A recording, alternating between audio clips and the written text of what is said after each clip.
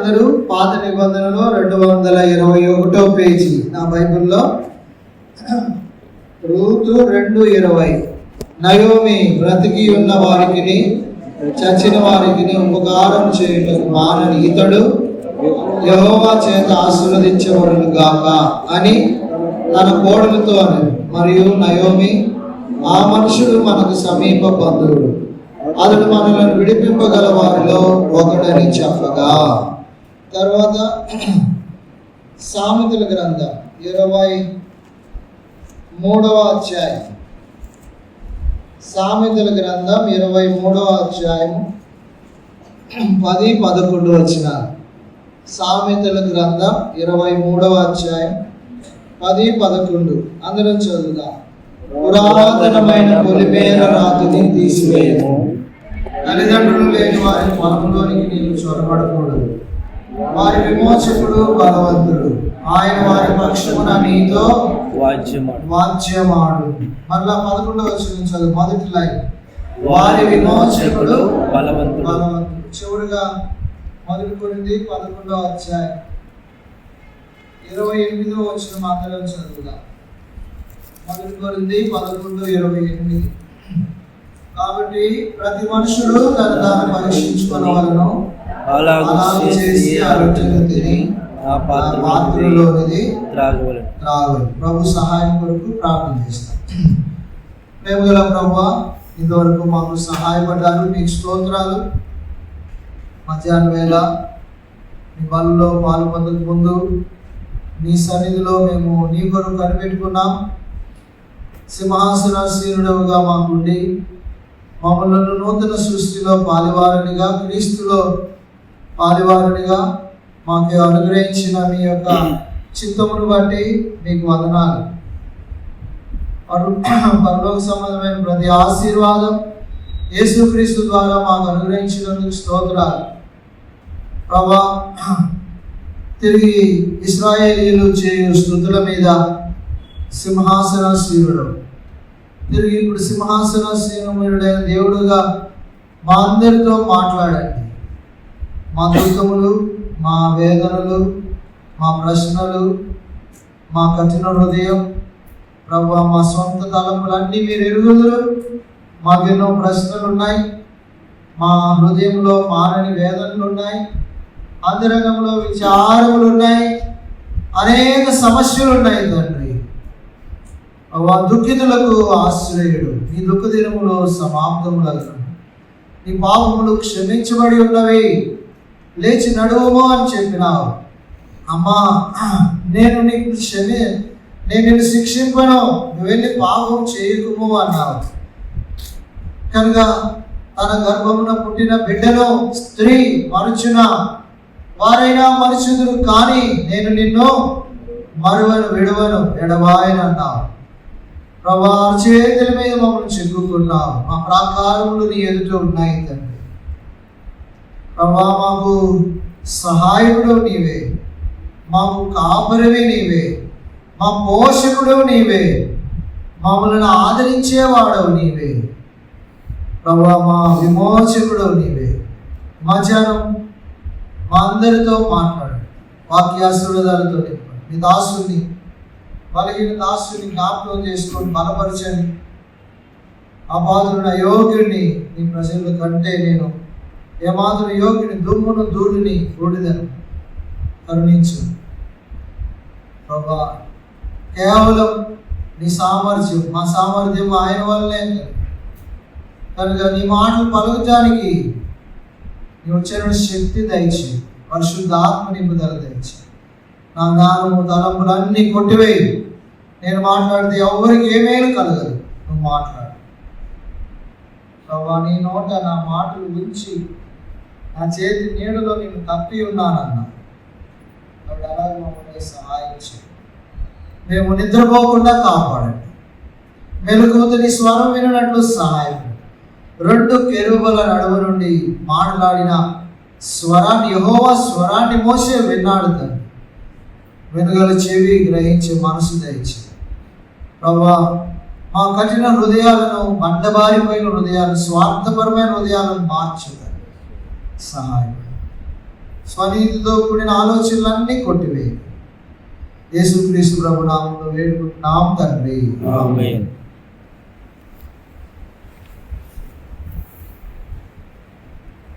సామెతల గ్రంథం 23వ అధ్యాయం 11వ వచనం చదవండి. నా విమోచకుడు బలవంతుడు. చాలు. కాబట్టి మనము రూతు గ్రంథం 2వ అధ్యాయంలో నయోమి తన కోడలైన రూతుకు చెబుతున్న మాట అది బోయాజు గురించి. అమ్మా, అతడు మనలను విడిపించగల వాడిలో ఒకడు కనుక మన విమోచకుడు అమ్మా. కాబట్టి వారికి ఇప్పుడు విమోచన కావాలి. ఎందుకు వారికి విమోచన కావాలి అని అంటే, వారు సమస్తాన్ని పోగొట్టుకున్నారు కనుక మగ దిక్కు లేదు వాళ్ళకి, స్వాస్థ్యము లేదు వాళ్ళకి.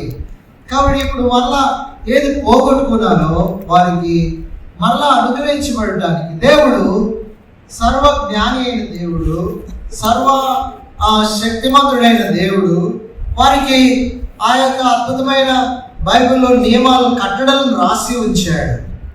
సో ఆ విమోచకుడు సమీప బంధువుడు. ఆయన్ని ఎలా విమోచిస్తాడో అన్నది నేను తర్వాత చెబుతాను. అయితే ఆ విమోచకుడు ఎలాంటి వాడు అనేది మొదటిది చూసాం.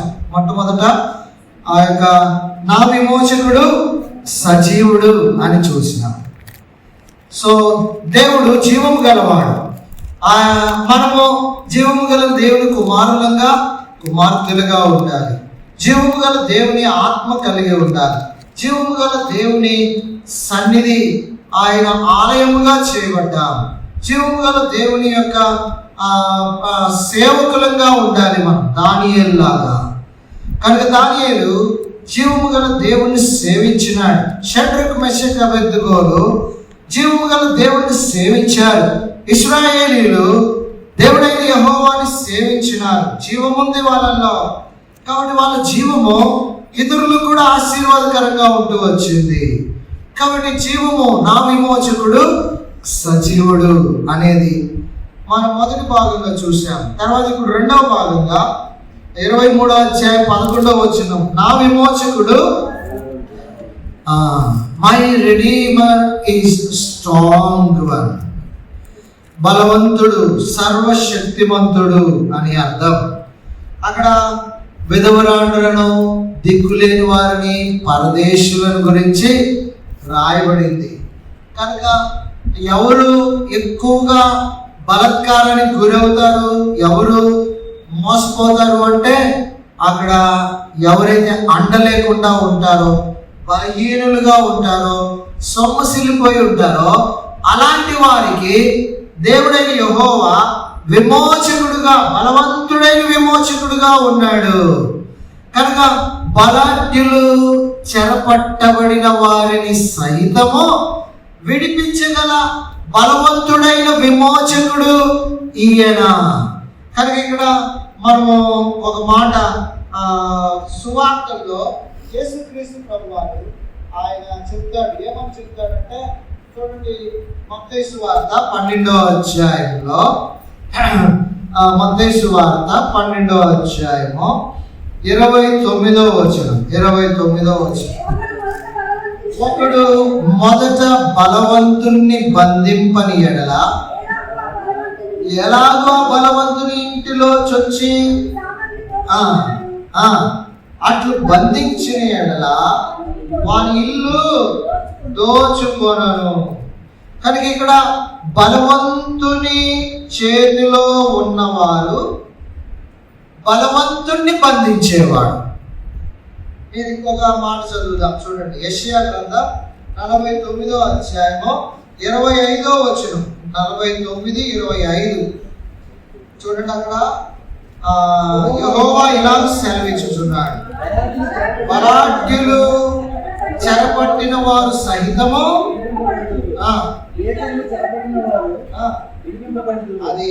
కనుక ఇక్కడ భీకరులు చెరపట్టిన వారు ఉన్నారు, బలాఢ్యులు చెరపట్టిన వారు ఉన్నారు. అంటే బలాఢ్యుడు, భీకరుడు ఎవడంటే సైతాను. ఆ సైతాన్ చేతిలో చెరపట్టబడిన వారు, బలహీనులు.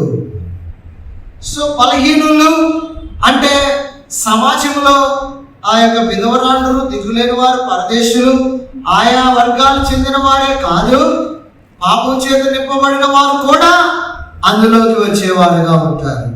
సో ఇప్పుడు ఈ భీకరుని చేతిలో బలహీనపరచబడిన ఆ వ్యక్తుల్ని విడిపించేవాడే ఆ యొక్క బలవంతుడైన విమోచకుడు.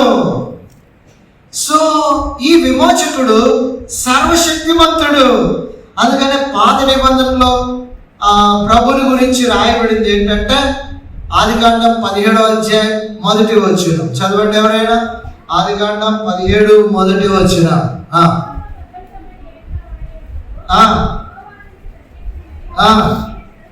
నేను సర్వశక్తి గల దేవుడైన యెహోవాను, నేను సర్వశక్తి గల దేవుడను అంటాడు. తర్వాత నిర్గమకాండం 6వ అధ్యాయం 2వ వచనంలో అంటాడు చూడండి. నిర్గమకాండం 6వ అధ్యాయం 2వ వచనం. నేను యెహోవాను, నేను సర్వశక్తి గల దేవుడను. చాలండి, నేను సర్వశక్తి గల దేవుడను. కనుక నేను సర్వశక్తి ఉంది నా దగ్గర.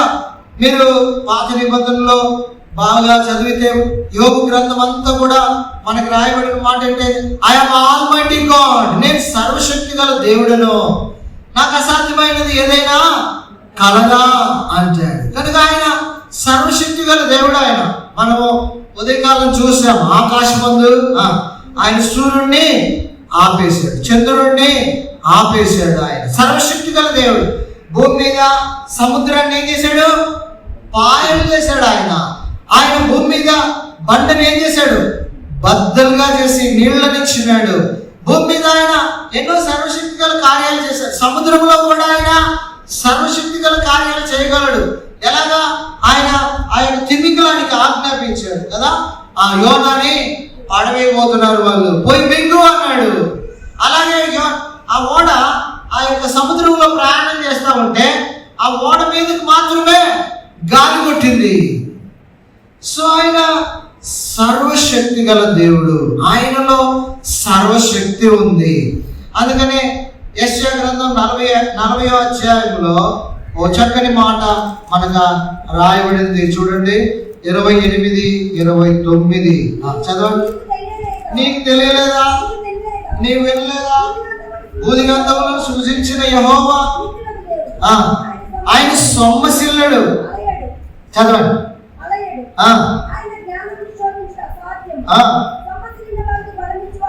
అది గుర్తుపెట్టుకోండి. ఏంటంట? సొమ్మసిల్లిన వారికి బలమిచ్చేవాడు ఆయనే. అది తర్వాత శక్తిహీనులకు బలాభివృద్ధి కలుగజేయవాడు ఆయనే. అది సొమ్మసిల్లిపోయినప్పుడు ఈ వాగ్దానం చేతబట్టండి. శక్తిహీనత అంతా పోగొట్టుకున్నప్పుడు ఈ వాగ్దానం చేయబట్టుకోండి కదా. ఏంటి? సొమ్మసిల్లిపోతాం, బలహీనమైపోతాం, శక్తి అంతా పోతుంది.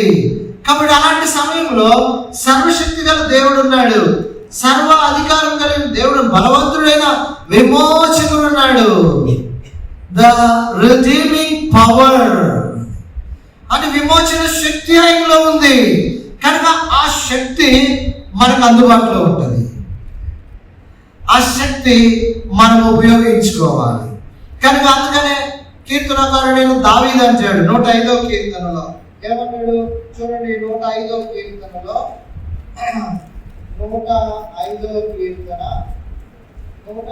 కీర్తన చదవండి. 4వ వచనం. యెహోవాను వెతుకుడి, ఆయన బలమును వెతుకుడి, ఆయన బలమును వెతుకుడి. ఏంటంట? ఆయన బలం, దేవుని బలం. It's a redeeming power of God. దేవుని యొక్క విమోచన బలం. అది ఆత్మ సంబంధమైన బలం, అది భౌతిక సంబంధమైన బలం కాదు. భౌతిక సంబంధమైన బలం వేరు, ఆత్మ సంబంధమైన బలం వేరు. భౌతిక సంబంధమైన ఆహారం తీసుకొని శరీరాన్ని కసరత్తులతో ఉంచుకుంటే అప్పుడు యుద్ధంలో పోరాడటానికి, శత్రువుల మీద జయం పొందడానికి ఎలాగా ఉంటుందో అలాగే దేవుని బిడ్డలకి దేవుని యొక్క విమోచన శక్తి బలం ఉంది. ఆ బలాన్ని మనం ఆయన దగ్గరికి వెళ్ళి తీసుకోవాలి. సో ఆయన ఆ విమోచన బలం ఏంటి అనేది మనం ఆలోచిస్తే బైబిల్లో 8 రకాలుగా ఉన్నాయి. సో ఈ 8 రకాలు ఈ మధ్యాహ్నం వేళ మీకు చెప్పను, కానీ నేను వాటన్నిటిని మీకు క్లుప్తంగా 1 by 1 మీకు చెప్పేస్తాను. తర్వాత మీరు వాటిని సమయాన్ని బట్టి ధ్యానం చేస్తాను. రండి, మొట్టమొదట దేవుని దగ్గర మనకున్న ఆ విమోచన బలం ఏంటి అంటే కొరింథీయులకు రాసిన మొదటి పత్రిక 1వ అధ్యాయం 18వ వచనం చదవండి. మొదటి కొరింథీ 1వ అధ్యాయం 18వ వచనం. సిలువను గురించిన వార్త నశించుచున్న వారికి వెరితనము గాని రక్షించబడుచున్న మనకు దేవుని శక్తి. సిలువ అనేది దైవ శక్తి. అక్కడ అందులో ఆ యొక్క రిడీమింగ్ పవర్ ఉంది. అందులో సిలువలో ద పవర్ ఆఫ్ క్రాస్ అని ఉంటుంది ఇంగ్లీష్ బైబిల్లో. సరే, దాని తర్వాత డీటెయిల్ చేస్తాను. నేను ముందు టూకీగా కొన్ని రిఫరెన్స్లు చెప్తాను, మీరు నోట్ చేసుకోండి. తర్వాత అపొస్తలుల కార్యములు 1వ అధ్యాయం 8వ వచనం. అపొస్తలుల కార్యములు 1వ అధ్యాయం 8వ వచనం చదవండి. ఆయనను పరిశుద్ధ ఆత్మ మీ మీదికి వచ్చినప్పుడు మీరు శక్తి నొందెదరు. ఏంటంట? పరిశుద్ధ ఆత్మ మీ మీదికి వచ్చినప్పుడు మీరు శక్తి నొందుతారు. ఏం శక్తిది? ఏం శక్తి అండి? Power of Holy Spirit. కనుక పరిశుద్ధాత్మ శక్తి. శిష్యులు అక్కడ యేసుప్రభు పునరుద్ధారుడై వెళ్ళిపోక ముందు ఆయన కొన్ని విషయాలు చెప్తా, మీరు యెరూషలేములో, యూదయలో, సమరయలో, బుద్ధిగంతముల వరకు నాకు సాక్షులుగా ఉండాలి. మీరు నాకు సాక్షులుగా ఉండాలి అంటే ఎలా మీరు సాక్షులుగా ఉండాలి అంటే మీరు ఏం చేయాలంట? ఎదురు చూడండి, కనిపెట్టుకోండి, ప్రార్థన చేయండి. అప్పుడు మీ మీదకి ఏమైపోతే పరిశుద్ధాత్మ మీ మీదకి వస్తుంది. అప్పుడు మీరు శక్తిని పొందుతారు. అపొస్తలుల కార్యములు 2వ అధ్యాయం, అపొస్తలుల కార్యములు 4వ అధ్యాయం, అపొస్తలుల కార్యములు 5వ అధ్యాయం, అపొస్తలుల కార్యములు 6వ అధ్యాయం, అపొస్తలుల కార్యములు అంతటిలో కూడా పరిశుద్ధాత్మ యొక్క శక్తి వారి జీవితాన్ని దైవశక్తులను నింపింది. వారు ప్రభు గురు సాక్షులుగా ఉండి ప్రభు ఆత్మను రాజ్యాన్ని విస్తరింపజేసి అనేక ఆత్మలను దేవుని రాజ్యంలోకి తీసుకొచ్చారు. పరిశుద్ధాత్మ శక్తి అది. కానీ ఇది మనం గమనించాలి. తర్వాత చూద్దాం రండి. తర్వాత 3వది ప్రకటన గ్రంథం 12వ అధ్యాయం. ప్రకటన గ్రంథం 12వ అధ్యాయం 10, 11 వచనాలు చదవండి. ప్రకటన 12. ఓ గొప్ప స్వరము వింటిని రాత్రి పగళ్ళు నేరం మోపువాడైన అపవాది పడద్రోయబడి ఉన్నాడు. కనుక రక్షణయు శక్తియు రాజ్యమును మన దేవుని దాయను. ఇప్పుడు అధికారము ఆయన క్రీస్తు దాయను. వారు గొర్రె పిల్ల రక్తమును బట్టి తామిచ్చిన సాక్ష్యమును బట్టి వారిని జయించి ఉన్నారు. By the power of blood and their testimony they conquered him అంటది. కనుక రక్తపు శక్తి ఇది. యేసు ప్రభు రక్తంలో శక్తి ఉంది. కాబట్టి ఆ యొక్క సాతానుని అక్కడ బైబిల్లో ఉంది, ఆ పైన వచనంలో దేవుని పడద్రోయబడి ఉన్నాడు. మన సహోదరుల మీద నేరం మోపువాడైన అపవాది పడద్రోయబడి ఉన్నాడు. ఇప్పుడు రక్షణ, శక్తి, రాజ్యము ఎలా వచ్చింది అంటే ఆయన రక్తమును బట్టి, వారు ఇచ్చిన సాక్ష్యమును బట్టి వారికి ఆ శక్తి అనుగ్రహించబడుతూ వచ్చింది. అలాగా ముందుకు వెళ్దాం రండి. ఫిలిప్పీలకు రాసిన పత్రిక 3వ అధ్యాయం 10, 11 చదవండి. ఫిలిప్పీ పత్రిక 3వ అధ్యాయం 10-11. ఏ విధం చేతనైనను మృతులలో నుండి నాకు పొలవలని ఆయన మరణ విషయంలోనూ సమాన అనుభవం గలవాడనైన ఆయనను ఏంటంట? ఆయన పునరుద్ధాన బలము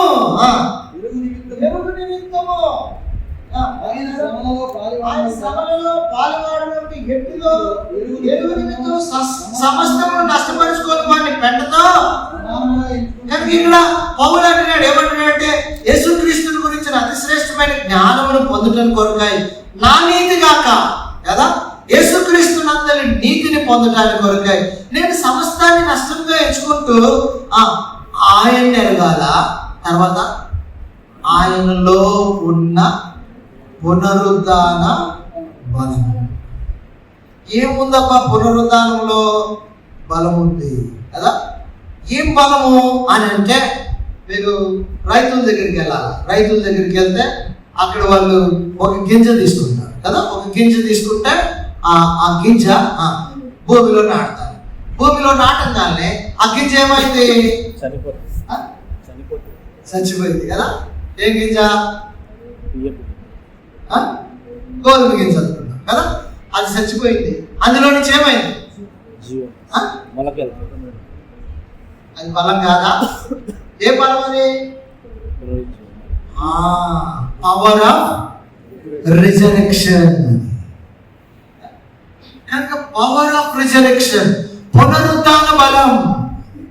శరీర బలం కాదని, లేకపోతే మాంసాలతో తింటే వచ్చే బలం కాదని, అది ఆ యొక్క శరీరానికి చచ్చిపోతే వచ్చే బలం. అది పవర్ ఆఫ్ రిజరెక్షన్. అది పాపాన్ని జయించిన బలం. అది శరీరాన్ని జయించిన బలం. అది పాత సృష్టి అంతటినీ ఏం చేసేస్తుంది? డెస్ట్రాయ్ చేసేసి ఒక నూతనమైన ఆ యొక్క సృష్టిని, క్రియేషన్ ని, స్పిరిచువల్ పవర్ ని, ఆ యొక్క హెవెన్లీ ఆ యొక్క లైఫ్ ని వెలుగులోకి తీసుకొచ్చింది ఆ పవర్. అందుకనే దైవజనులు అంటారు, ఏమంటారంటే సృష్టిలో ఉన్న బలములన్నిటికంటే పునరుద్ధాన బలము గొప్పది అంట. సో పవర్ ఆఫ్ రిజరెక్షన్ కదా. ఇది 4వది. తర్వాత 5వది చూడండి. ఎబ్రీ పత్రిక 4వ అధ్యాయం 12వ వచనం. ఎబ్రీ పత్రిక 4వ అధ్యాయం. ఎందుకనగా దేవుని వాక్యము సజీవమైనదై సజీవమైంది. ఇంగ్లీష్ లో ఉన్నది, ఏమున్నది? The word of God is powerful. అది ఎలాంటి పవర్ఫుల్ అంటే, అది ఎలాంటి పవర్ఫుల్? చదవండి కిందకి.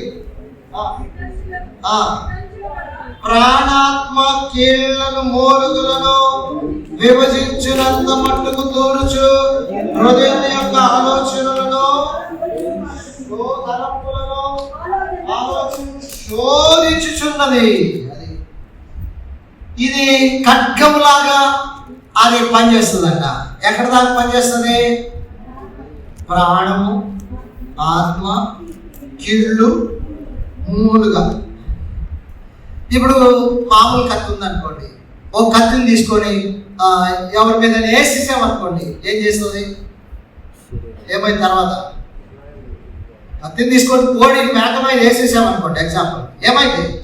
కోడి ఏమైంది? చచ్చిపోయి. కానీ ఈ కత్తి అలాంటి కత్తి కాదు. ఈ కత్తి ముందు సంపిద్ది, తర్వాత బతికిస్తుంది. ఈ కత్తి ముందు చంపింది, తర్వాత అది ముందు కండమ్ చేస్తుంది, కన్విక్ట్ చేస్తుంది, తర్వాత కన్స్ట్రక్ట్ చేస్తుంది. అర్థమైందా? సో దేవుని వాక్యం అనేది చాలా శక్తివంతమైనది. ఆ శక్తివంతమైన వాక్యం ఆ యొక్క మానవుల్ని మార్పులోకి తీసుకొస్తుంది, మానవుల్ని కడుతుంది, మానవుల్ని బాగు చేస్తుంది, మానవుల్ని వెలిగిస్తుంది, మానవులకి బుద్ధి చెప్తుంది, మానవుల్ని బ్రతికిస్తుంది, మానవుల్ని సరిచేస్తుంది, శిక్షిస్తుంది. దేవుని వాక్యం. సో దేవుని వాక్యం చాలా శక్తివంతమైంది. ఆ తర్వాత రండి యెషయా గ్రంథం 40వ అధ్యాయం. యెషయా గ్రంథం 40వ అధ్యాయం. యెషయా గ్రంథం 40వ అధ్యాయం 31వ వచనం. యెహోవా కొరకు ఎదురు చూచువారు నూతన బలము పొందుదురు. వారు పక్షిరాజు వలె రెక్కలు చాపి పైకి ఎగురుదురు, అలేక పరిగెత్తుదురు, సొమ్మసిల్లక నడిచిపోదురు. అంతేనా? యెహోవా కొరకు ఎదురు చూచువారు ఎలా ఉంటారంట? నూతన బలం పొందుతారు. ఎలాంటి బలం అంటది? పక్షిరాజు వలె నూతన బలం పొందుతారు. ఉన్నతమైన స్థలానికి ఎగరగలిగే బలం ఉండాలి. అది ఉన్నతమైన స్థలంలో ఎగురుతున్నావా? పెంట స్థలాల్లో తిరుగుతున్నావా? కదా, పెంట స్థలాల్లో తిరగబాక, పెంట స్థలాల్లో కూర్చోబాక, పెంట స్థలాల్లో అపవిత్రపరచబడబాక.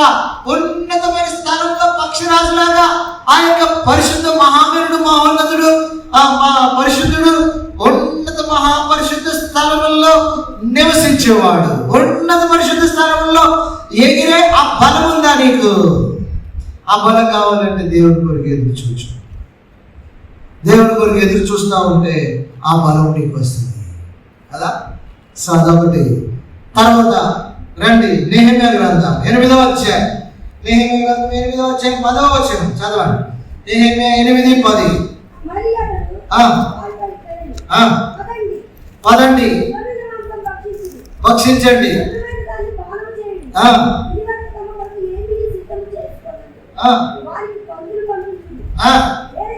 ఏలేనగా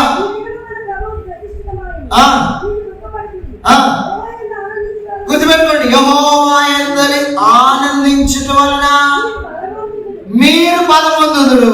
అది ఏం పొందుతామంట? బలం పొందుతాం. ఎలాగా? Joy of the lord. ఇవన్నీ కూడా భక్సింగ్ గారు కొన్ని పుస్తకాలు రాశారండి, భలే ఉంటాయి ఆ పుస్తకాలు. The Joy of the lord అని ఉంటుంది. ద పవర్ ఆఫ్ రిజరెక్షన్ మీద బేతనీ అనే పుస్తకం రాశాడు కదా. పరిశుద్ధాత్మ మీద హోలీ స్పిరిట్ అనే బుక్కే రాశాడు. చాలా వివిడ్గా ఉంటుంది ఆ పుస్తకాలు. మీరు ఖాళీగా ఉన్నప్పుడు ఆ పుస్తకాలు చదవండి. ఎంత అద్భుతమైన అమోఘమైన సత్యాలు అందులో భక్తిగా రాస్తాడు కదా. యెహోవా యందు ఆనందం అనే పుస్తకం ఉంటుంది కదా. కనుక యెహోవా స్వరం, దేవుని వాక్యముల గురించి ద వాయిస్ ఆఫ్ లార్డ్ అని ఉంటుంది భక్తి గారి పుస్తకం కదా. చాలా మందికి ఈ పుస్తకాల గురించి తెలియదు. మీరు కావాలంటే ఈ పుస్తకాలు అమ్ముతున్నారా? లేదు, బుక్ రూమ్లో అమ్ముతారా? ఇవి అమ్ముతున్నారా? కొనుక్కోండి. ఇవి ఊరికి వేస్ట్ గా దాని మీద కాదు. ఈ పుస్తకాలు కొనుక్కొని ఇంటి దగ్గర ఖాళీ ఉన్న సమయంలో వచ్చేది కొత్తగా ముచ్చట్లు పెట్టుకోకుండా ఈ పుస్తకాలు సమయాన్ని 1 గంట సమయం ఉందనుకో, లేకపోతే అరగంట ఉందనుకోండి, ఆ పుస్తకాన్ని చదవండి. ఆ పుస్తకంలో ఎంత అద్భుతమైన సత్యాలు భక్తిగా రాస్తాడు. దాదాపుగా 37 పుస్తకాలు ఉన్నాయి ఆయన పుస్తకాలు. కనుక 2 డైలీ డివోషన్స్ ఉంటాయి. అలసిన వారిని ఓరడించి మాటలు అనే పుస్తకం ఉంది. అది అసమానమైన పుస్తకం. అది ఎన్నోసార్లు నన్ను ఆత్మీయంగా బలపరిచింది. దైవ మర్మాలు ఇవన్నీ చక్కని పుస్తకాలు. ఇవి తీసుకొని చదవండి. చివరిగా దానియేలు గ్రంథం 11వ అధ్యాయం 32వ వచనంలో మాటలు చూడండి. దానియేలు గ్రంథం 11వ అధ్యాయం 32. ఇచ్చక మాటల వలన నిబంధన అతిక్రమించేవాడు అయితే తమ దేవుణ్ణి ఎరుగువారు బలము కలిగి గొప్ప కార్యములు చేయుదురు. దేవుణ్ణి ఎరిగిన వారు వారి జీవితంలో బలము కలిగి గొప్ప కార్యాలు చేస్తారు. సో ఇప్పుడు అక్కడ నా విమోచకుడు బలవంతుడు అని చెప్తుంది అంటే అర్థమే, రాయబడిందని అర్థం ఏంటంటే ఆ యొక్క విమోచకుల్లో ఇలా ఆత్మ సంబంధమైన బలములు నిక్షిప్తమై ఉన్నాయి. దేవుని బిడ్డలంగా మనం ఆ దగ్గరికి వెళ్ళి ఆ బలాన్ని, మనకు అవసరమైన బలాన్ని డ్రా చేసుకొని బలవంతులంగా ఉండాలి. సొమ్మసిల్లిపోయినప్పుడు, బలహీనమైపోయినప్పుడు, కృంగిపోయినప్పుడు, పడిపోయినప్పుడు, చేతకాని వారమైనప్పుడు, ఓడిపోయినప్పుడు ఆయన దగ్గరికి వెళ్ళి ఆయన బలం వెతకండి. ఆ బలంలో ఈ అన్ని మనకు దొరుకుతాయి. ఈ 8 రకాల బలాలు మనకు దేవుడు అందుబాటులో ఉంచాడు. వాటిని మనం పొంది లోకంలో నా విమోచకుడు బలవంతుడు అని సాక్ష్యం ఇవ్వగలగాలి. సో మన జీవితాలు బలంగా ఉన్నాయా, బలహీనంగా ఉన్నాయా, ఓడిపోయేవిగా ఉన్నాయా, పతనమైపోయేవిగా ఉన్నాయా, పడిపోయేవిగా ఉన్నాయా? పర్లేదు, ఒకవేళ ఓడిపోయినా, పడిపోయినా, పతనమైపోయినా ఆ విశ్వాసకి అది అక్కడ ఫైనల్ కాదు. ఒకవేళ నువ్వు పడిపోయావు అనుకో, పలానా దగ్గర పలానా విషయంలో పడిపోయావు, మంచిదే. కానీ దాని నుండి నువ్వు లెగవాలంటే ప్రాపర్గా ఉండాలి నీ జీవితం. కనుక ఇంతకు ముందు నేను జ్ఞాపకం చేసి, నా శత్రువా నా మీద అతిశయకు, నేను క్రింద పడినను లేస్తాను. కనుక దేవుని శిక్ష నేను అనుభవిస్తున్నాను, దేవుని కోపం అనుభవిస్తున్నాను. అవును, నువ్వు పాపం చేశావు, నీ తప్పిదం చేశావు, కాబట్టి నువ్వు పడిపోయావు. దేవుని శక్తిని నువ్వు పొందకుండా పడిపోయావు. కనుక దేవుని పక్కన పెట్టి ఏదో సంబంధమైన లోక సంబంధమైన, శరీర సంబంధమైన, ఆత్మ సంబంధమైన పాపాల్లో పడిపోయావు. అయితే నువ్వు అక్కడి నుంచి లెగవాలి అంటే కదా నీకు సరైన విధానం ఉండాలి. నువ్వు ఎట్లా పడితే అట్లా నేను లెగుస్తాను అంటే కుదరదు, లేచి పడిపోవటం కాదు. కానీ నువ్వు ప్రాపర్గా తప్పిపోయిన కుమారుడు బుద్ధి వచ్చినప్పుడు అన్నది కదా, తప్పిపోయిన కుమారుడు బుద్ధి వచ్చినప్పుడు తండ్రి దగ్గరికి వచ్చాడు. ఎలా అండి? తండ్రి వెళ్ళాడా? తప్పిపోయిన గొర్రె కోసం కాపరి వెళ్ళాడు. కానీ ఆ నాణ్యం కోసం స్త్రీ ఇల్లు ఉడిచి దీపం వెలిగించి చీపుడుతో ఊడుస్తూ వచ్చింది. అయితే తప్పిపోయిన వీడికి బుద్ధి రావడానికి వాడు బుద్ధి వచ్చినప్పుడు తండ్రి దగ్గరికి వచ్చినప్పుడు చేర్చుకున్నాడు. తర్వాత దావీదు తప్పిపోయాడు, కానీ పడిపోయాడు. కానీ 51వ కీర్తన చదివితే అసమానమైన ఆ యొక్క జీవంతో కూడిన ప్రార్థన ఆయన చేస్తాడు. ఆయన పడిపోయిన ఒక వ్యక్తికి గొప్ప విషయం ఆ ప్రార్థనలో మనము చూడగలుగుతాం. అయితే మన జీవితాల్లో సరైన విధానంలో బైబిల్లో ఒక మాట ఇర్మియా గ్రంథంలో అంటాడు. ఏ మాట అంటాడు చూడండి. ఇర్మియా గ్రంథం 3వ అధ్యాయం ఇర్మియా గ్రంథం 3వ అధ్యాయము 10వ వచనం చదవండి.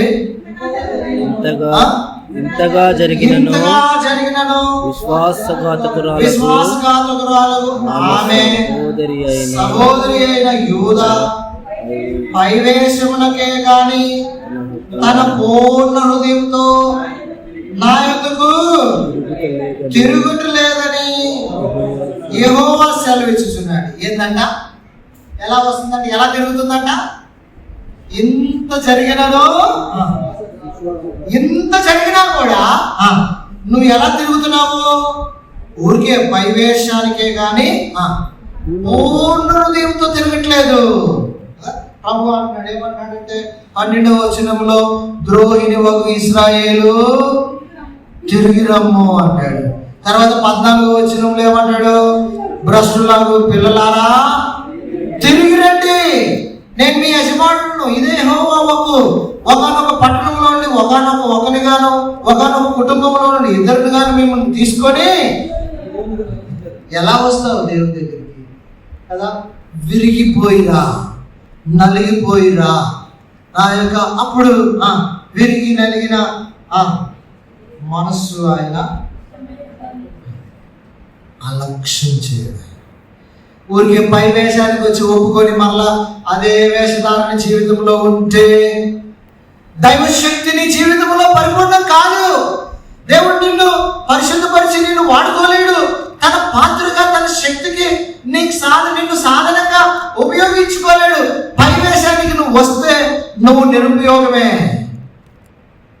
విరిగిపోయిరా, పగిలిపోయిరా, పశ్చాత్తాపంతో రా, కనుక యథార్థ హృదయంతో రా. దేవుడు పిలుస్తున్నాడు, రా, తిరిగిరా. దేవుడు నిన్ను కడతాడు. ఆయనలో ఆ శక్తి ఉంది. కాబట్టి ఇక్కడ ఆయన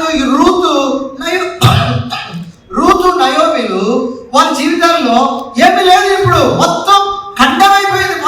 మొత్తం ఆ యొక్క శిరస్సులు లేవు, ఆస్తి లేదు, స్వాస్థ్యం లేదు, భవిష్యత్తు మీద నిరీక్షణ లేదు, కనుక ఏ విధమైన ఆ యొక్క హోప్ లేదు వాళ్ళకి.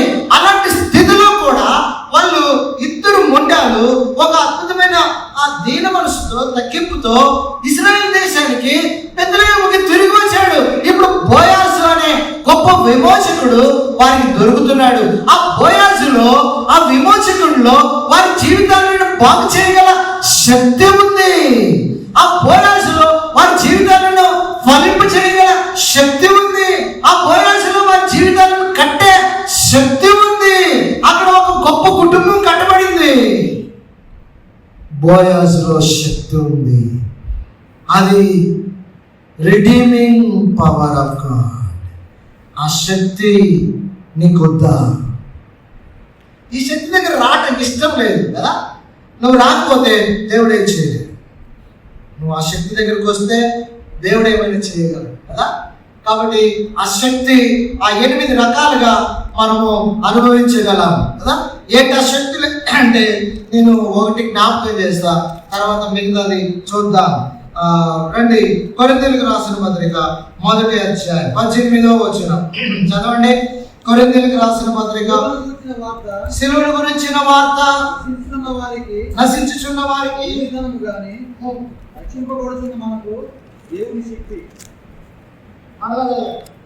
సిలువను గురించిన వార్త నశించుచున్న వారికి వెరితనము గాని రక్షింపబడుచున్న మనకు దేవుని శక్తి. ఏంటి దేవుని శక్తి? ఏంటి? ఒక బంగారపు గొలుసు తయారు చేసుకొని ఆ బంగారపు గొలుసుకి సిలువ ఆకారం వేసుకొని మెడలో వేసుకుంటే శక్తి వస్తుందా?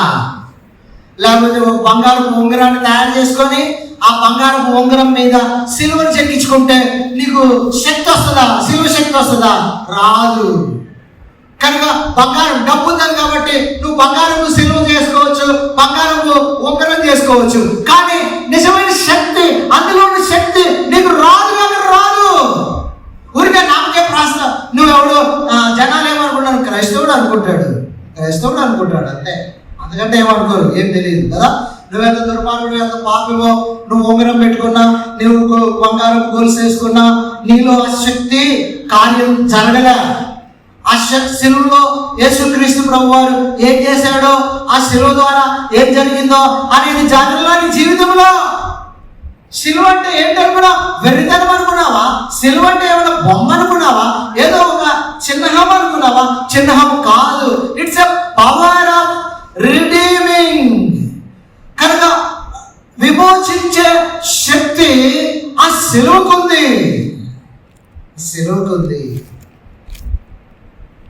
యేసుక్రీస్తు ప్రభువారు ఆ గొల్గొతా కొండ మీద, ఆ యొక్క నిలువు కొయ్య మీద, అడ్డు కొయ్య మీద వేలాడాడు 2000 సంవత్సరాల క్రితం.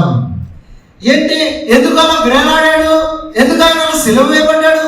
ఎందుకైనా గొల్గొతా కొండ మీద మృతి చెందాడు అంటే అది దేవుని శక్తి. ఎందుకు దేవుని శక్తి అంటే పాపపు శక్తి క్రింద, పాపపు భయంకరమైన భీకరుడి చేతిలో నలిగిపోయి బలహీనపరచు దయ్యం చేత ఆవరించబడి సాతాను కట్ల చేత 18 సంవత్సరాలుగా బంధించబడినది ఆ స్త్రీ. ఒకడు 18 సంవత్సరాలు బంధించబడతాడు, ఒకడు 20 సంవత్సరాలు బంధించబడతాడు, ఒకడు 50 సంవత్సరాలు బంధించబడతాడు, ఒకడు 30 సంవత్సరాలు బంధించబడతాడు, ఒకడు ఆ యొక్క 75 సంవత్సరాలు వచ్చినా ఇంకా ఆ పాపము కట్లలో బలహీనుడిగా బంధించబడి ఉన్నాడు. అలాంటి వాడికి ఏ శక్తి అవసరం? శిలువ శక్తి అవసరం. కనుక శిలువ ఆ పాపపు శక్తి క్రింద ఉన్న మానవుడిని విమోచిస్తూ ఉంది. సాతాను కట్లలో బంధించబడి గొలుసుల ద్వారా, అదంటే మానవుడు అనేక రకాలైన గొలుసులతో కట్టబడి ఉన్నాడు. ఒకడికి భాష గొలుసు కట్టబడి ఉంటుంది కదా, ఒకడికి కులం గొలుసు కట్టబడి ఉంటుంది, ఒకడేమో ఉద్యోగం గొలుసు కట్టబడి ఉంటుంది, ఒకడేమో ధనం అనే కులం గొలుసు కట్టబడి ఉంటుంది, ఒకడికేమో ప్రాంతీయ తత్వం అనే గొలుసు కట్టబడి ఉంటుంది, ఒకడేమో ఆయన తలాంతుల చేత అంటాడు, ఒకడేమో నేనే. ఎలా నేనే అంటే నేనే, నేను తప్ప ఎవడు లేడు ఇక్కడ. అహంకారం కదా, అహంకారం, అహంకారపూరితమైన గొలుసు చేత కట్టబడి ఉంటాడు. ఈ కట్లను తెచ్చడానికే యేసుక్రీస్తు వారు శిలువ మీద ఆయన కొట్టబడ్డాడు, శిలువ మీద ఉమివేయబడ్డాడు, శిలువ మీద కొరడాలతో సహించినాడు, బహిరంగంగా అవమానాన్ని సహించినాడు. ఈ కట్లన్నీ తెచ్చేసినాడు. అక్కడ కుల కట్లు లేవు ఇప్పుడు. యేసుక్రీస్తు శిలువ ద్వారా మనందరం ఏమయ్యాం? ఓ కుటుంబం, family of God, brothers and sisters in the family of God. దేవుని కుటుంబంలో మనము అన్నదమ్ములం, అక్క చెల్లెలు కదా.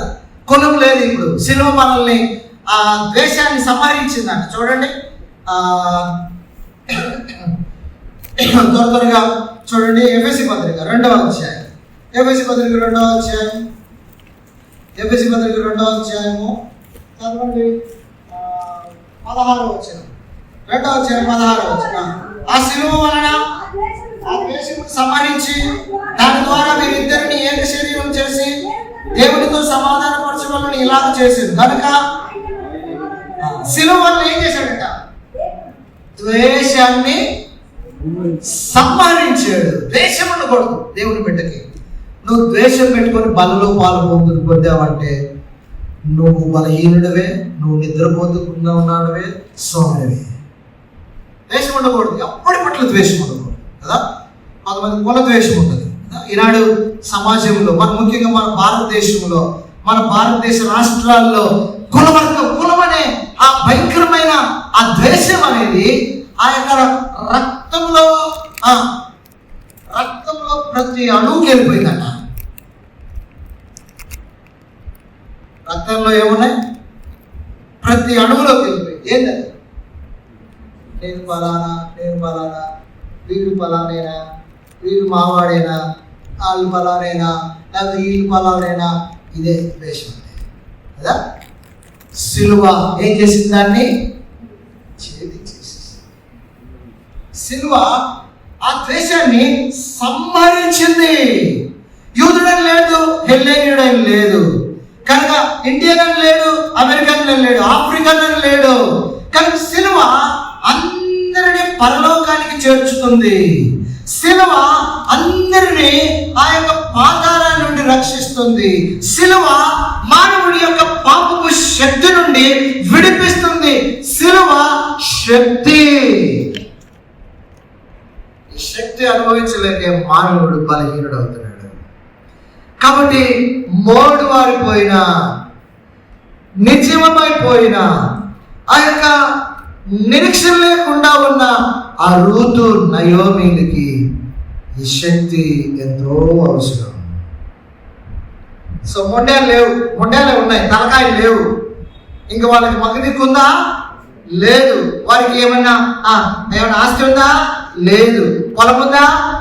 పోసేంత ముందు ఉండిందేమో, తర్వాత పోయింది కదా. ఇప్పుడు పొలం ఉందా? లేదు. మరి ఇప్పుడు వాళ్ళ గర్భంలో నుండి ఎవరైనా వస్తారా? లేదు. ఏమైనా ఉందా? ఏ నిరీక్షణ లేదు. అలాంటి వారికి విమోచకుడు ఆ యొక్క విమోచన శక్తిని వినియోగించి వారిని అద్భుతమైన విధానంలో దీవిస్తున్నాడు. ప్రియ దేవుని బిడ్డ, నాకు నిరీక్షణ లేదు అనుకుంటున్నావా? నాకు ఎవరు లేడు దిక్కు అనుకుంటున్నావా? నేను పడిపోయి ఉన్నాను అని అనుకుంటున్నావా? నేను బలహీనుడై ఉన్నాను అని అనుకున్నావా? నేను కృంగిపోయి ఉన్నాను అని అనుకున్నావా? దిగులు పడక, యేసే నా విమోచకుడు.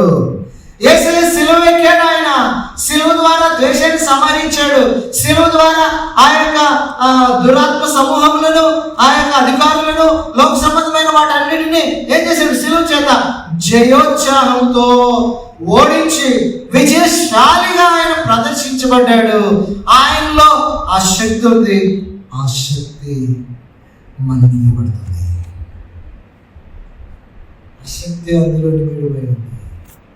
కాబట్టి శిలువను గురించిన అది ఏంటి అని అంటే శక్తి ద్వేషాన్ని తీసేసేసింది కనుక సాతాన్ని ఓడించేసింది కదా.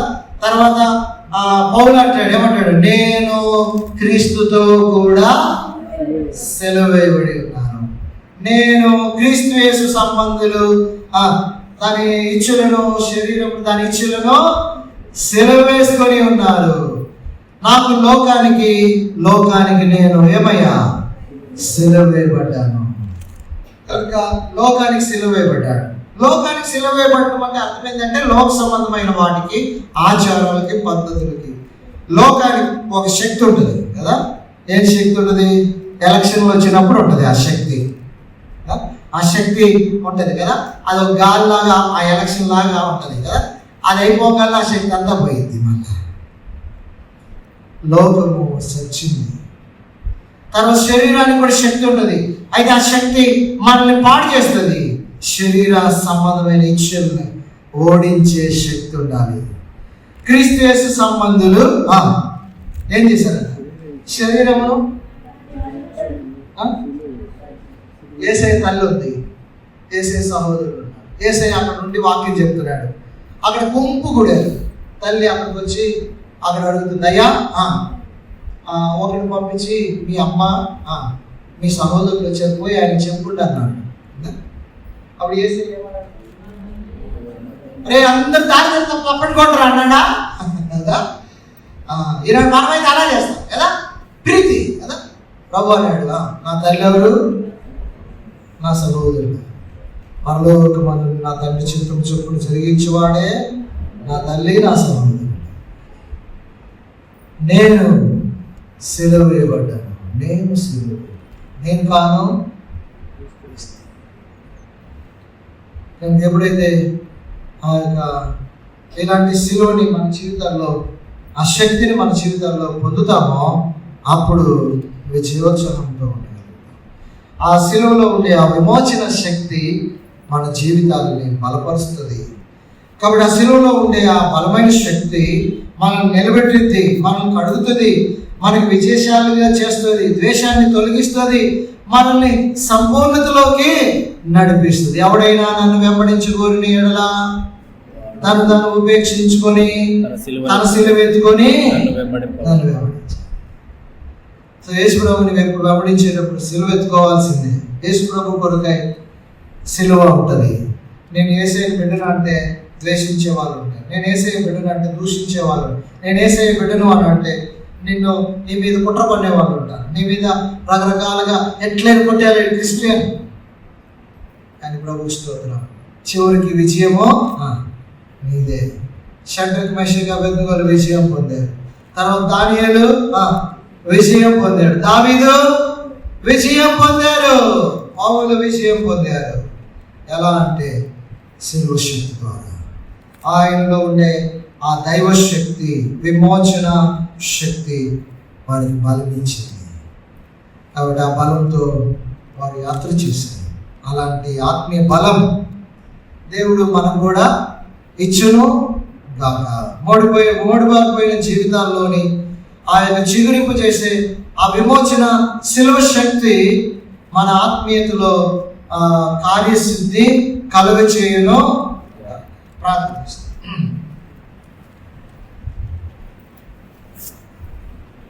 ప్రేమగల తండ్రి, ఈ వాక్యాన్ని బట్టి స్తోత్రాలు, దీవించి ఆస్వాదించారు. వాక్యాన్ని విన్నాం, దాన్ని వదిలిపెట్టకుండా మా హృదయాన్ని భద్రపరచుకోండి.